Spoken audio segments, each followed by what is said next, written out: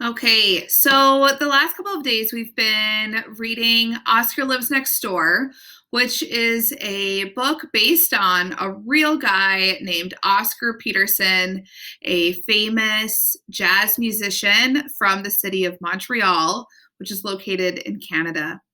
So I'm going to tell you a little bit more about this place. That's why I've been focusing so much on setting. So, a little bit about Canada's history. So, Canada is right here, located in North America, just north of the United States. In 1608, the French arrived in Canada as fur traders looking for pelts of beaver fur to send back to Europe. And many Indigenous people already lived in Canada at that time when they arrived. In 1763, France lost a war to Britain, and Britain gets control of France. Quebec continued to speak French and kept much of the French culture. And even today, Quebec and Montreal in Canada speak French. So, some human characteristics, some human ideas and actions in this place in Canada. So, the language that we have that they speak in Canada is um, predominantly English and French. Um, some other things about human characteristics to know about. This can involve the culture, the religion, music, sports, clothing, food, housing, and transportation of a place. Here's a picture of poutine, which are French fries with cheese curds and gravy. And here is a church. This kind of shows us the human characteristic of religion in Canada. Physical characteristic. So, physical characteristics that we might consider are the climate, type of land, and landforms in a place.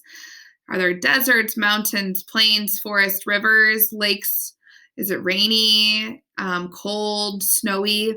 So, some physical characteristics that we learned about Canada so far is that there are that it is cold and snowy in the wintertime. We saw pictures of that and evidence of that in the story. Quebec. So, Quebec is a province in Canada. Quebec City is the capital. Montreal is the largest city in Quebec and Canada's largest province. So, you can see here in green, this is the province of Quebec. And just for reference, Minnesota is located over here. So, here are some pictures from Quebec. Montreal. So, this is where Oscar Lives Next Door takes place, is in this city. This is the largest city in Quebec province. It's the second largest city in all of Canada. It was controlled by France in the 1600s and French influence. Okay. France is a country in Europe, and they speak French. They were very powerful in the 1600s. They colonized many places, including Canada. I wonder if you know the name of this iconic building here. The railway. So we heard about the railway in the story. There is a character in our book who works for the railway. So another word for trains, used to transport goods and people. Trains run along a track or the railroad.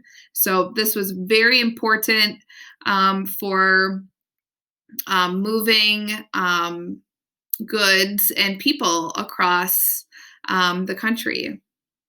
And the railway system and trains are really important even today.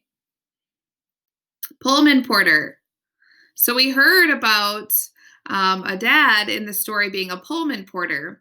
Well, they are men who were hired to carry suitcases and take care of passengers on trains. Most of the Pullman porters were Black men.